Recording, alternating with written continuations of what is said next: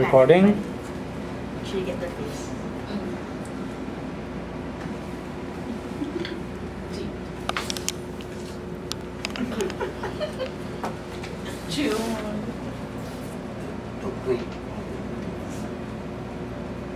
My speech is on Alzheimer's disease. Imagine a disease that after being married for 50 years, you look at that individual's face and you truly don't know who that person is. Imagine that person being your parent and you go and visit them and they don't even remember your name or that they're even their child.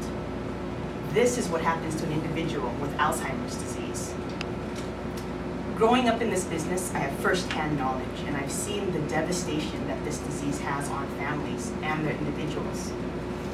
According to the Alzheimer's Association, every 70 seconds, somebody is getting affected by Alzheimer's right now. And currently, 5 million people are affected in America. They project in 2050 that that number will almost double to 13.5 million people. That number is terrifying.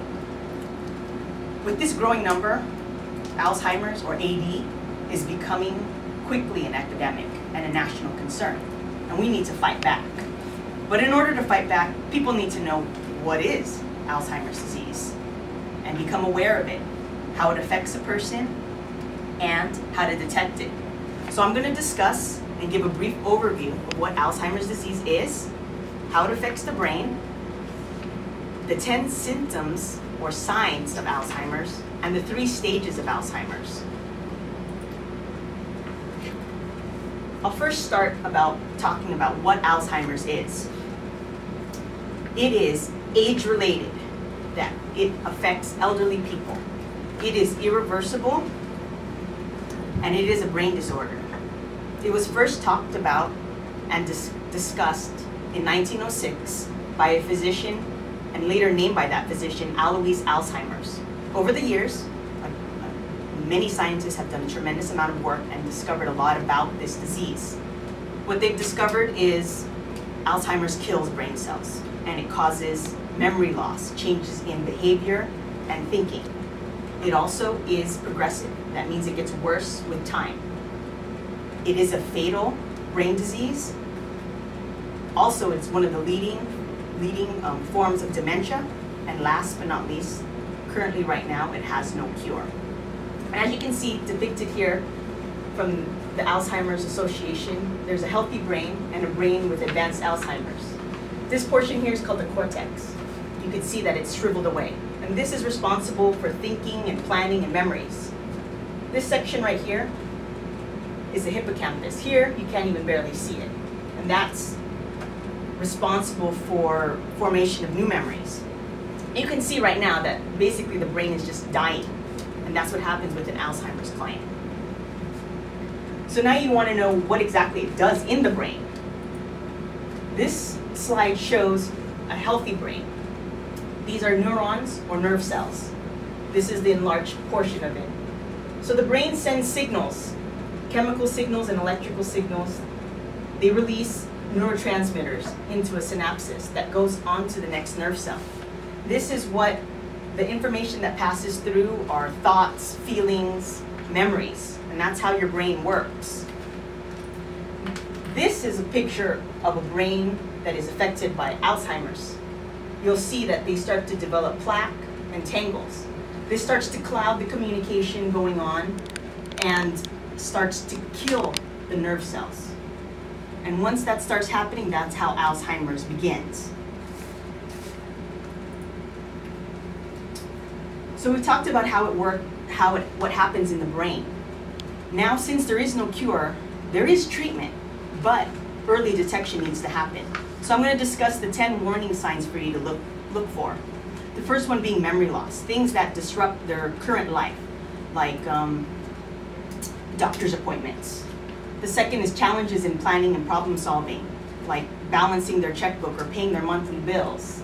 They have difficulty completing familiar tasks like driving to their favorite restaurants. They forget the directions.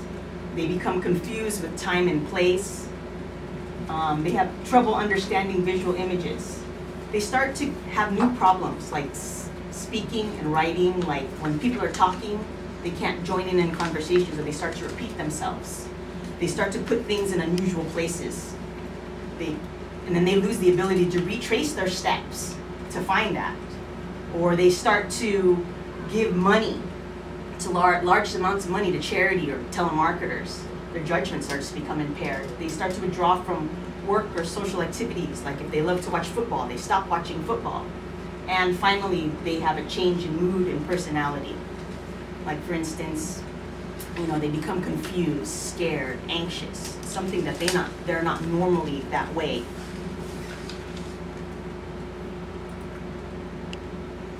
So we discussed the 10 warning signs. And if you do find an individual that are showing those signs, a loved one or somebody that you need to get them to the doctor as soon as possible so they can diagnose if they do have Alzheimer's or AD, so that they can start treatment as soon as possible and hopefully slow the progress of this disease. So I'm going to move on and discuss from the help guide the 3 stages of Alzheimer's. The first one being the early or mild, the mid stage or moderate, and the late stage or severe. And the first stage, you start to see noticeably memory loss and some cognitive deficiencies, but they're able to compensate and still function independently. In the second stage, now you start to really see mental abilities start to decline, changes in personality. Also, you'll start to see physical things start happening to the individual. And then they become more and more dependent on their caregiver. In the final stage, or the severe stage, their personality totally deteriorates. They start to lose bodily function, such as they become incontinent, like they can't use the restroom on their own, to the end stage where they even forget how to swallow and chew. And they are totally dependent on their caregiver for even the basic activities of daily living. So those are the 3 stages of Alzheimer's. So in conclusion, as you can see, if a cure isn't found soon, the number is just going to dramatically increase. So it's important and vital to understand the facts, the signs, and the symptoms of this disease so that we can build awareness to the public and hopefully in the future help raise money or get the government involved in creating research projects so that we can find a cure for this devastating disease. And hopefully no other family or loved ones will go through this once this cure is found. Thank you. I'm hoping I didn't talk too fast. How many minutes is that? That did not seem like 7.